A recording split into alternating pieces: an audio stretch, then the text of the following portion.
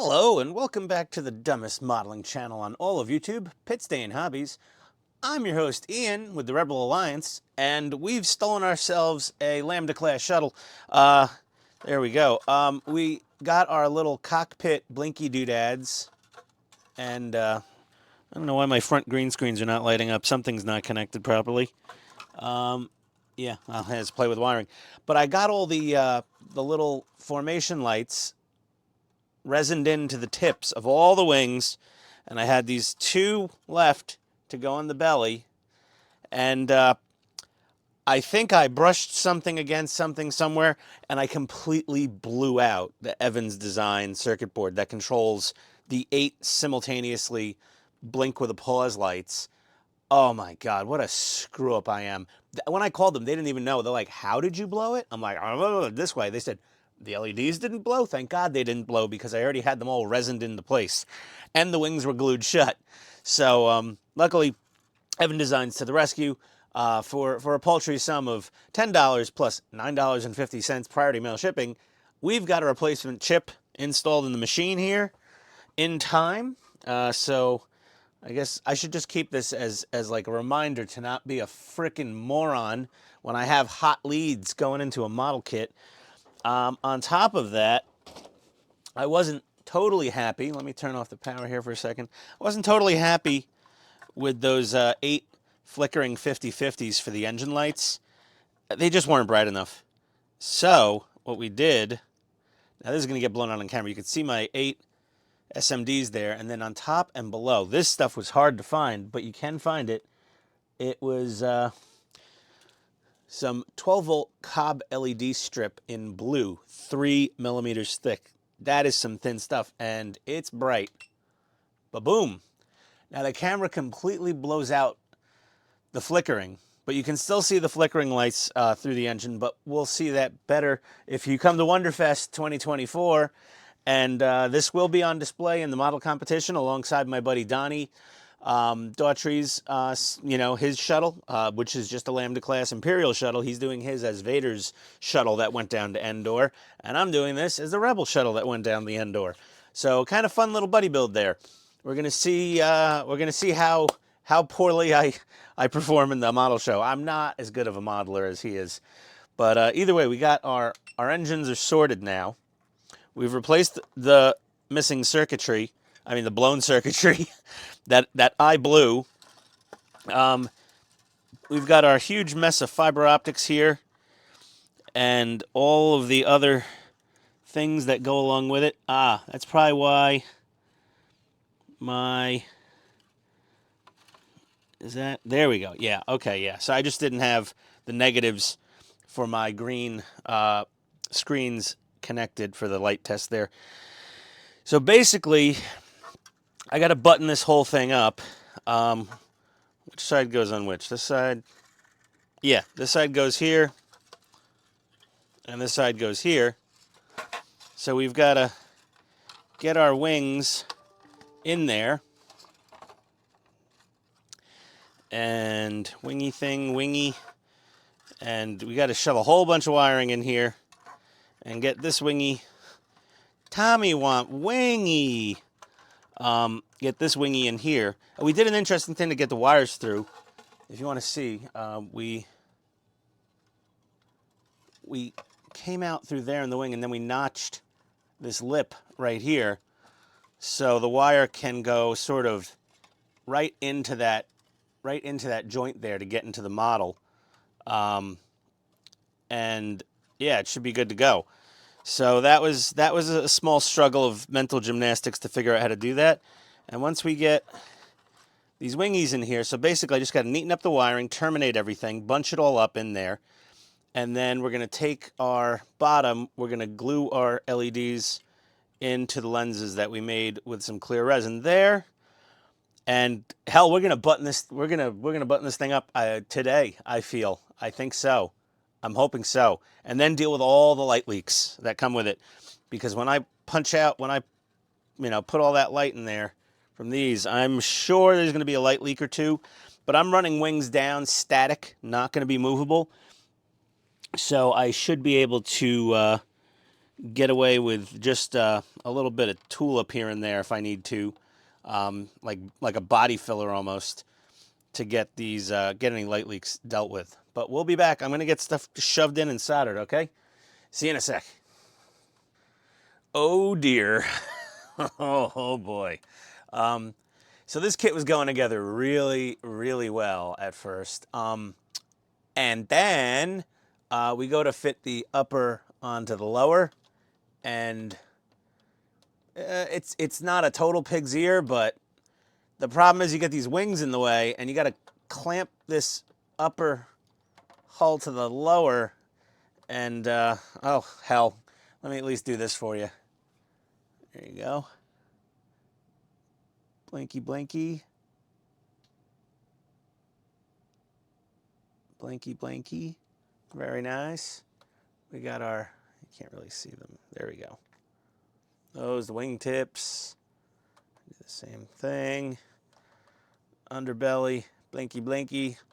And in the back, yeah, that's a massive light leak through there. That's going to require some creative filling. But either way, syringes and tulip are your friend probably. Overall, it is really quite nice.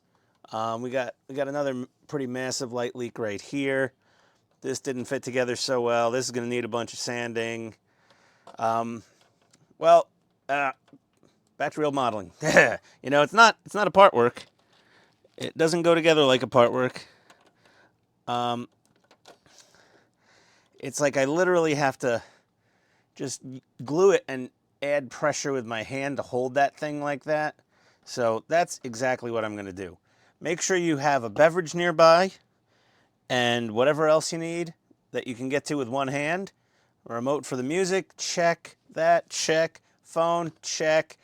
I've peed, check. And I'm going to turn this off now. Those engines do get a little bit on the warm side. I don't know how she'll hold up at Wonderfest running for like 12 hours straight, but I guess we'll find out. So I'm going to just sit here putting Tamiya Extra Thin in this little area here and squeezing it in. I'll put a little more in here. There we go. And I'm going to squeeze. And I'm going to squeeze, squeeze, squeeze, and hold, hold, hold. And but you won't have to wait with me for that. You get the short version. Be right back. Alrighty, well, she's all glued together. I didn't put the cannons on the wings yet because I'm going to have to do a lot of sanding work here. And I don't want them in the way because I'll probably snap them off. But here we go. Hold on. I'm trying to do this with the lights on so you can all kind of see. Okay, so gap here. A little flash there, not straight. I'm going to have to very carefully like carve those lines out. This one, a little bit of a lip. The top piece is lipped over a bit. This is not terrible, not great.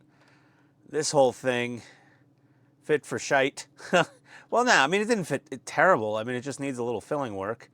I don't know if I mentioned, I used a big piece of this 1-inch ABS rod, and I sliced a little chunk off of it. That's what an angle grinder does to ABS. Yeah, black melty.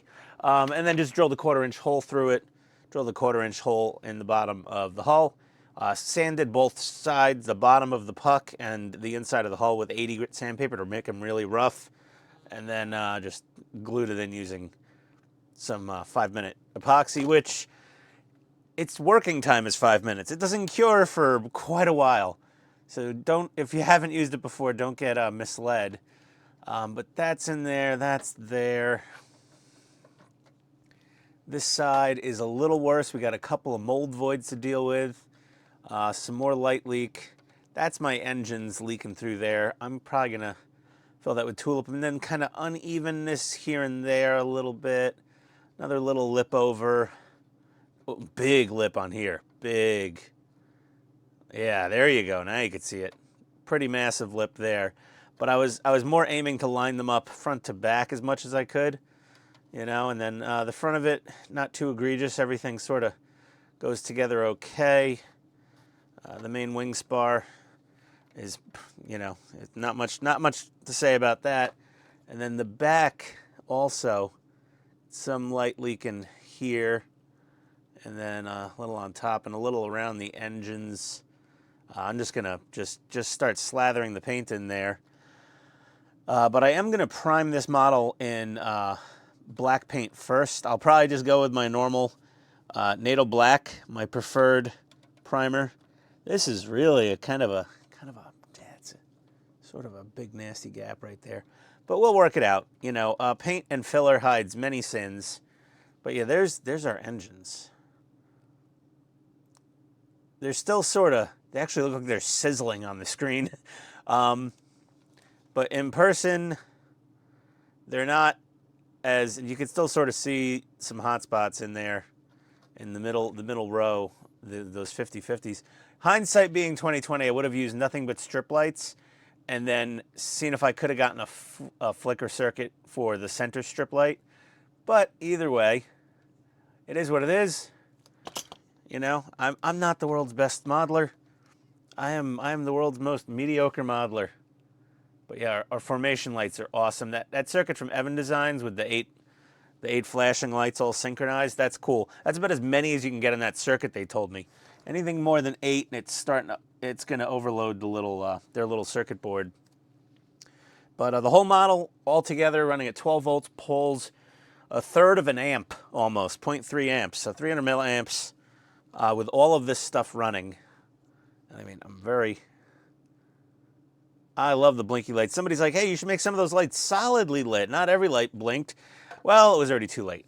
So I'm sure my buddy Donnie will have some lights solid lit and just a few blinky ones. But I, however, just have a complete, I'll put an epilepsy warning in front of the model.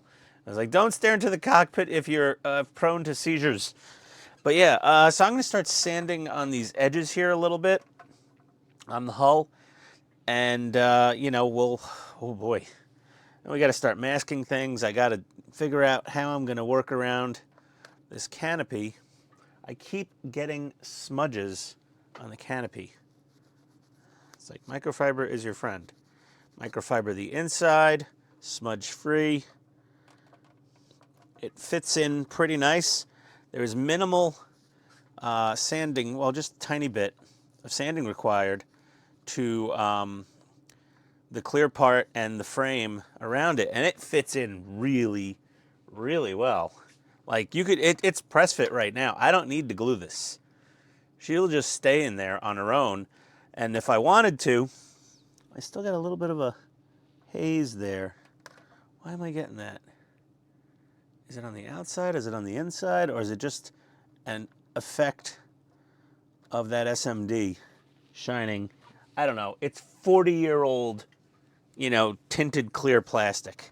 Who knows what's causing that effect? Somebody knows. Put it in the comments. Win a sticker. Yeah. Sandy. Filler. I got some new filler I want to try out. Where is this stuff? Here it is. I got this stuff from Frozen. They're a 3D printer company. And, Frozen X Madworks. I don't like Madworks. I bought one of their airbrushes. It broke and I can't get parts. But this is light curing putty. So it has a solid, white cover on it.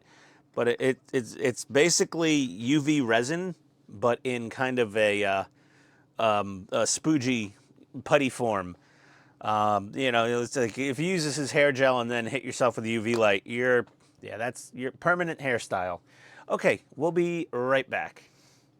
All right, I've got a stick up its butt, and I started sanding on here a bit. It's definitely far from perfect. This needs a lot more sanding right here. That lip is, oh, come on, focus. Hideous. Giant lip. But yeah, time for some primer so we can see more easily the flaws that we need to correct. I've masked off roughly the engines. I'm always going to go in and hand paint around the edges of the engines when we're done.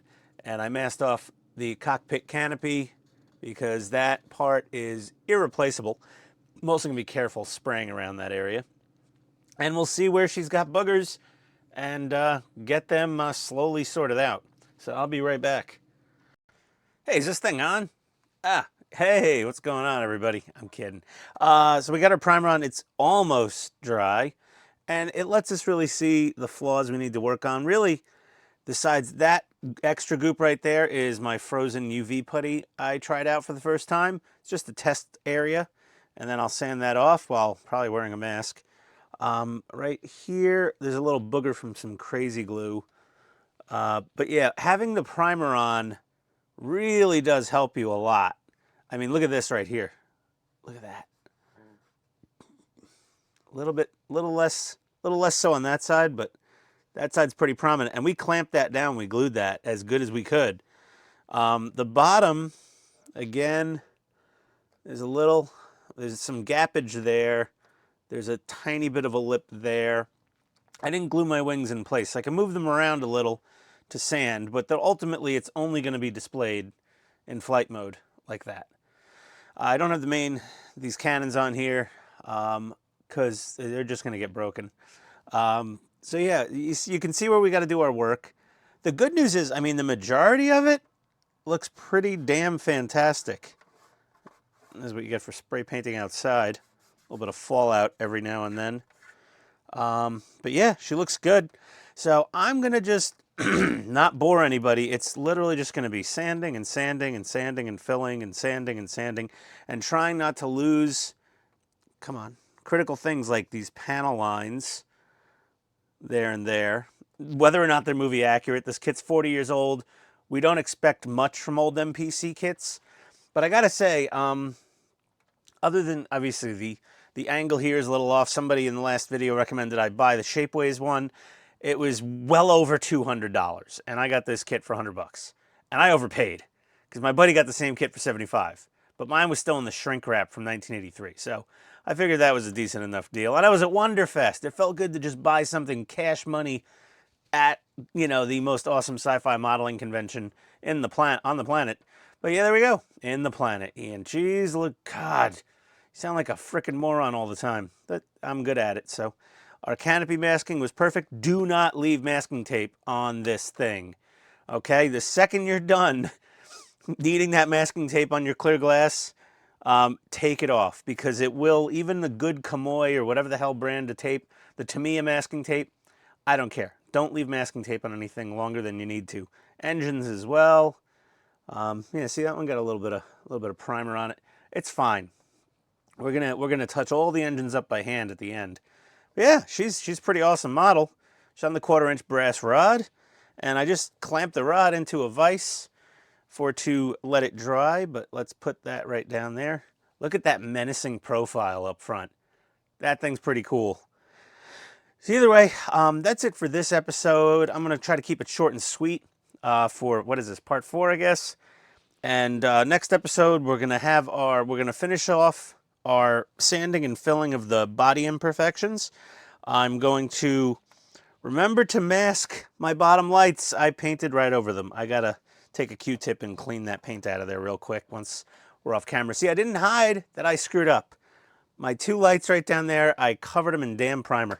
But before it cures, you could usually rub it off of like the acrylic, and you could rub it off of like our resin with some IPA. So I'm going to do that, and thanks for showing up, everybody. Please come back for more. We're not just Partworks. I know we got a lot of Partworks going on. I think it's like Trekworks also. He's been getting some flack over the Partworks. But they're fun to build, and, you know, what the hell? They're models. So we're just trying to, you know, spread our wings. Oh, that was such a pun. Okay. Adios, everybody.